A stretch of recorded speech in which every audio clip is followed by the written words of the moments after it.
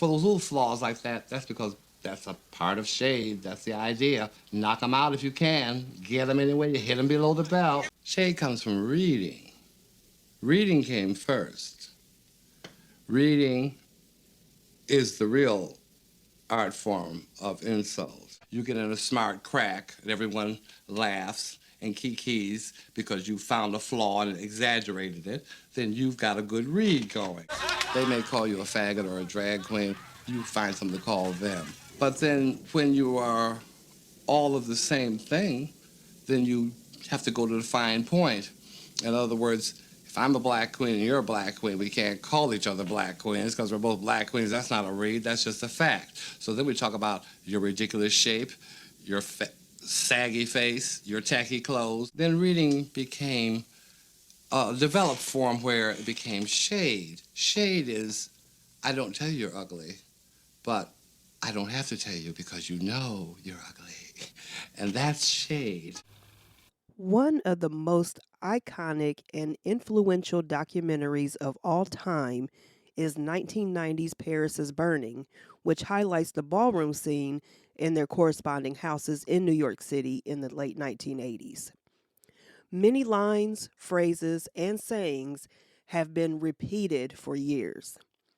It's funny because a huge majority of those who repeat words and phrases such as reading and shade, those who are out here voguing, and much more, they don't even know this documentary existed until recently, if they even know that it exists at all. So let's get into one of the main house mothers featured in Paris is Burning, who ended up taking a secret to her grave, literally.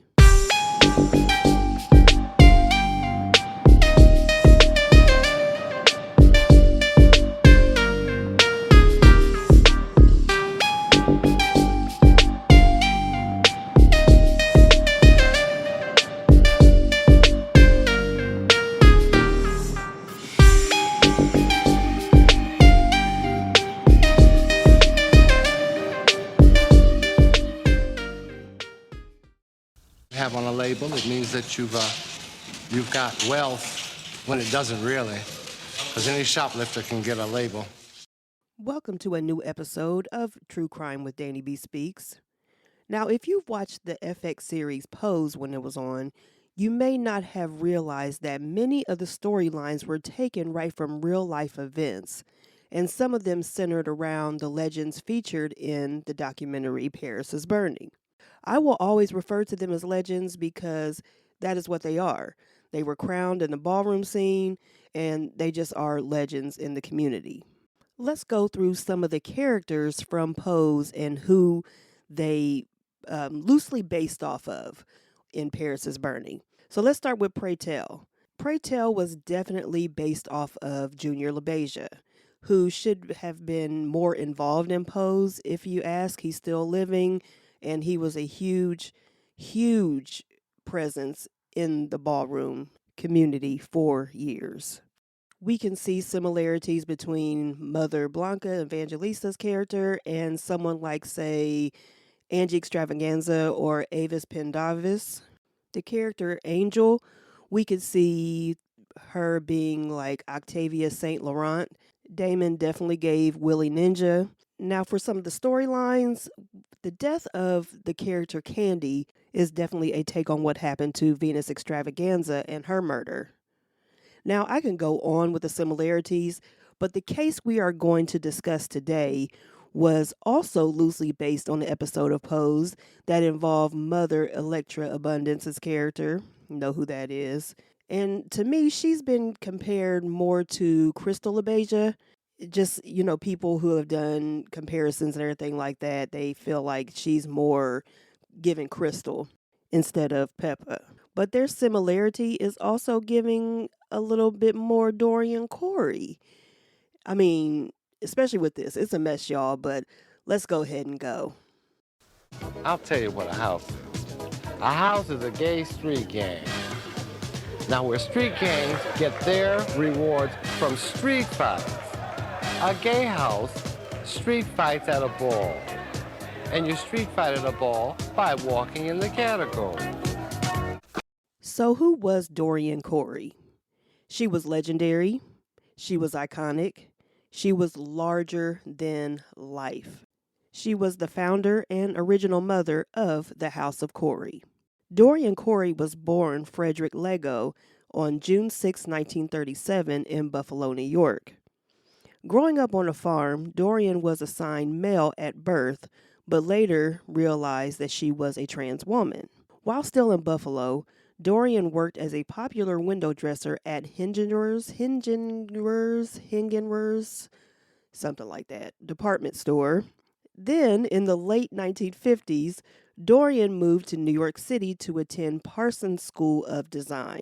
While in New York City, she began performing in drag. In the 1960s, she toured as a snake dancer in the cabaret drag act Pearl Box Revue. You can even see in Paris is Burning, there's a picture of Dorian basically pretty much topless with the snake stretched out around her neck, giving a la also Britney Spears at the VMAs, what was it, like the 2000 VMAs or something like that, whatever. So Dorian started the House of Corey in 1972, where one of her original children was another legend, Angie Extravaganza, who will eventually leave the House of Corey to become the house mother of the legendary House of Extravaganza, which would also become the first all-Latino ballroom house in New York City. The House of Corey holds over 50 grand prizes in the ballroom scene and is still in operation today. The Dorian Corey Awards Ball is held annually in Philadelphia. I wonder why it's held in Philadelphia. Philadelphia has a huge ballroom scene, but I don't know any correlation between, when I was researching Dorian Corey, I didn't see any correlation between her and Philly. But it's still a good, I'm here for it because I know a lot of things go down in Philly. But yeah, that was interesting to me, why it's held annually in Philly, but still well deserved regardless of where it's held at. So Dorian was a friend, mentor, role model, and mother to so many. Even those who weren't members of the House of Corey had the highest admiration, respect, and love for Dorian. And as we know, Dorian is also known as one of the main players featured in the 1990 documentary Paris is Burning, which followed and exposed, but in a good way. Well, let's just say it shined a light on the New York underground Black and Latino ballroom scene and the culture. She is known for many of her unforgettable quotes and learnings. Yes, I said learnings, not teachings, because, the old folks, they're going to learn you, okay? So, yeah, and those will be played throughout this episode, such as... And the children now, most of them, 75% of them of the children you see at the ball, wouldn't know what a ball was if it knocked them in the head. I come from the old school of big costumes, feathers, and beads. And they don't have that anymore. Now it's all about designers. And it's not about what you create, it's about what you can acquire. So now, let's get into this story, child. This is a story that is so crazy that it's almost unbelievable. It is unbelievable. And especially since many of us have been in said apartment where this all took place throughout, sitting and learning and kikiing with Miss Dorian Corey herself while watching Paris is Burning the numerous times I know that I've watched it. So here we go.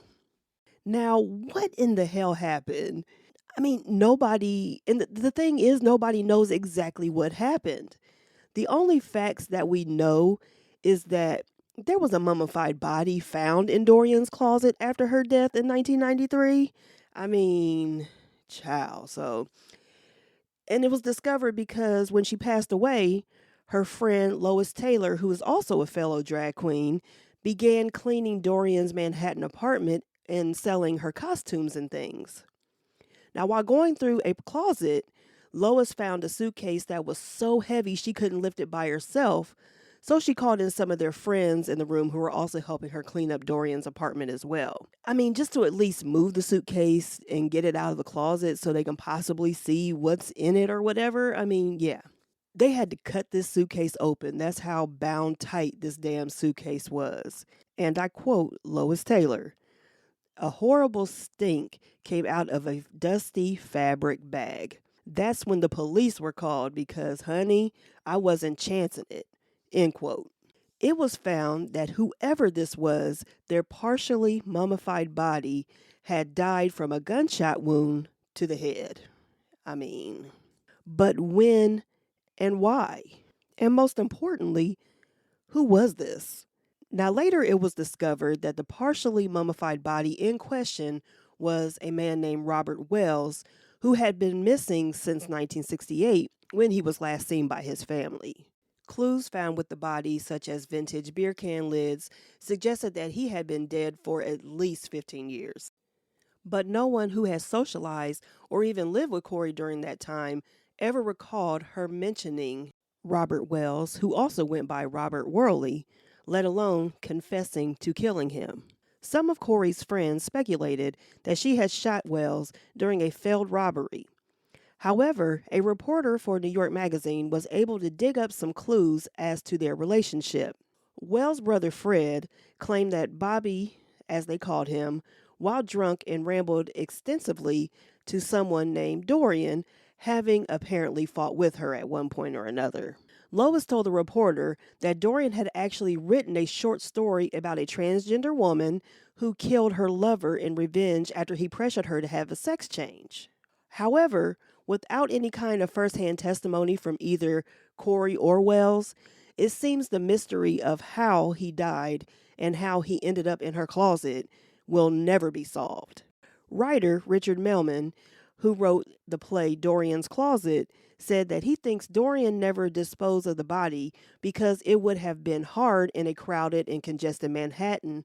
So instead, Dorian covered the body in baking soda and wrapped it tightly to neutralize the inevitable odor. Richard goes on to say that, quote, I don't think she had a criminal mind. She didn't plan the murder, and when it happened, she had to think fast. In the mind of someone who commits a crime of passion, that kind of makes sense, end quote. Now back to Pose, episode 3, season 2, called Butterfly Cocoon. And this is the one where Lulu was working with Elektra as a dominatrix, and one of Elektra's clients accidentally died during their session. We'll just call it that. So after panicking, of course, Elektra gathers some of her former house daughters to figure out what the hell to do with this body. Child, I mean, they moved that body around so damn much throughout the episode. I was getting pissed. I was like, come on now, y'all. I mean, just throw it in the river. I mean, damn, y'all out here with, but anyway. I mean, they had no clue what to do with it, but damn, I mean, it was a lot. But it was funny, but it was still, after a while, it was like, okay, girls. So they finally ended up dumping the body. Hell, I can't even remember because it was so much shit going on, but they did get rid of the body. So that was one difference from the actual event that happened, because we know what happened. Now, another difference was Elektra did actually confess to Blanca, who wasn't there and wasn't involved in the disposal or anything like that. She confessed to her what happened. And as I mentioned earlier in this episode, like many others of Pose, the storylines were inspired by real life events. This one right here definitely included. That's the one thing that I find faulty with the polls. After they've laid down these little categories, then they try to become a stickler for exact interpretation. Let me tell you something. When I first heard about this, it had been like years after I saw Paris is Burning for the first time, and been going around quoting Dorian Corey. And even when Paris is Burning kind of got its second resurrection, I guess you could say, or its resurrection, whatever you want to call it, after it was dropped on Netflix and it was available for streaming, that's when a lot of people actually started talking about the movie. A new generation was exposed to it and able to watch it as many times as they wanted to stream it. There were all these YouTube videos and everything about, shit Dorian Corey says, or Paris is Burning lines, shit Pepe LaBeija says. I mean, it was a lot, voguing, which had always been popular, of course.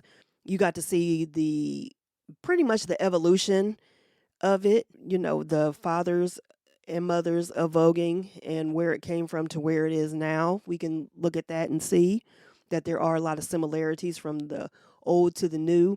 But anyway, when I first heard about this story, I just could not believe it. I thought it was fake. I was like, this cannot be true. And I actually read about it on a like trusted site, like I guess you could say respectable site or whatever. I just could not believe it. I could not wait to tell one of my friends, Kelly. I think we were at a coffee shop or something. And I asked him, I was like, have you ever heard about this? I don't even think I told him what it was. I think I just pulled up the article that I read. And I mean, his face was priceless. And when I've told people about this, I mean, Lord have mercy, it's just whoo.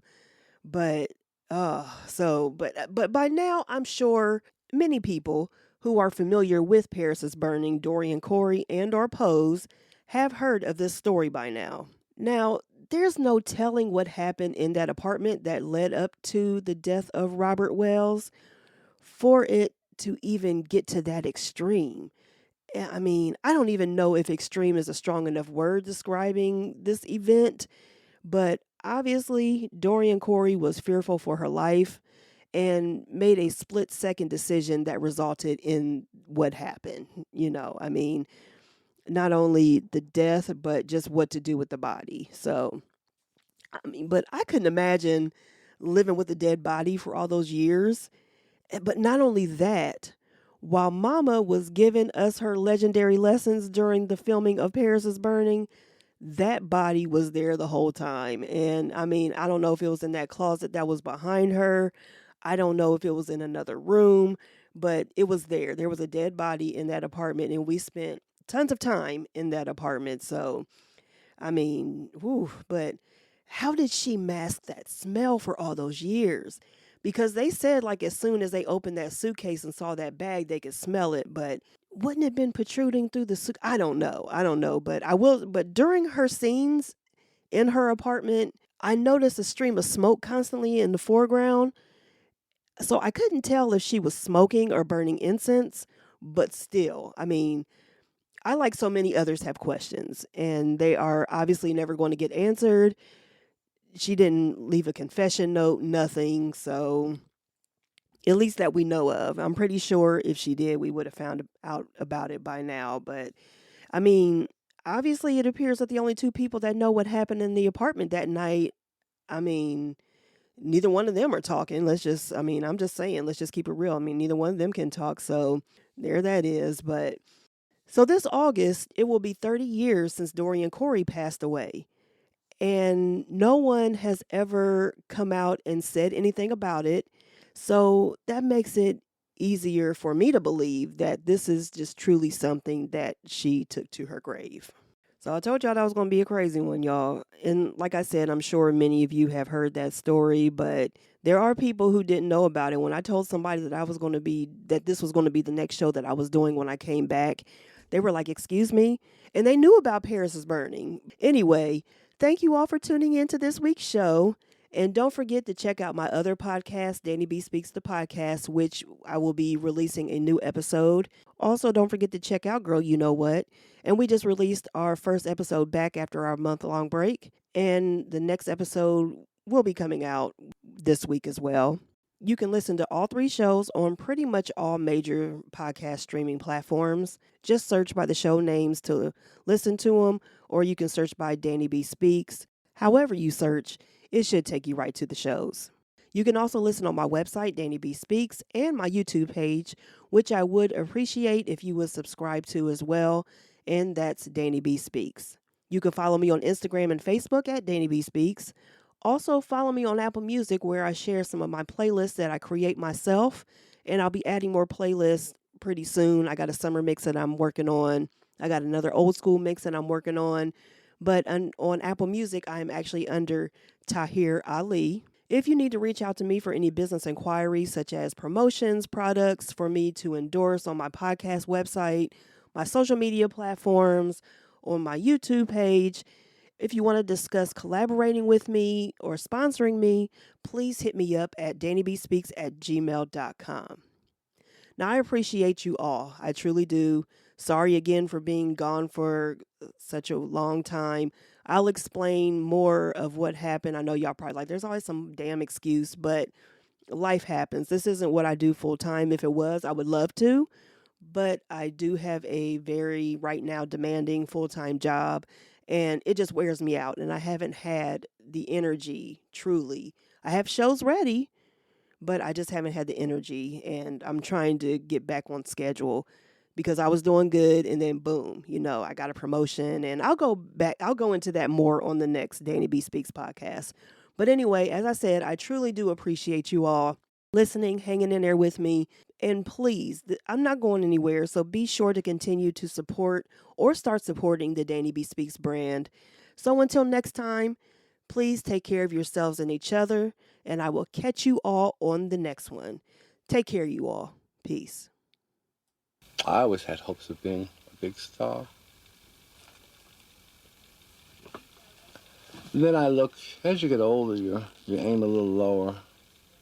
And I just say, well, yeah, you still might make an impression. Everybody wants to leave something behind them, some impression, some mark upon the world.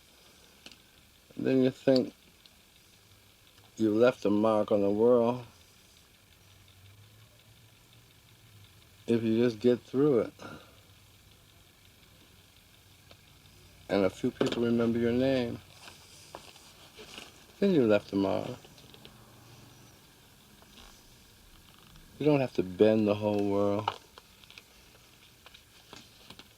I think it's better to just enjoy it. Pay your dues and enjoy it. If you shoot an arrow and it goes real high, hooray for you.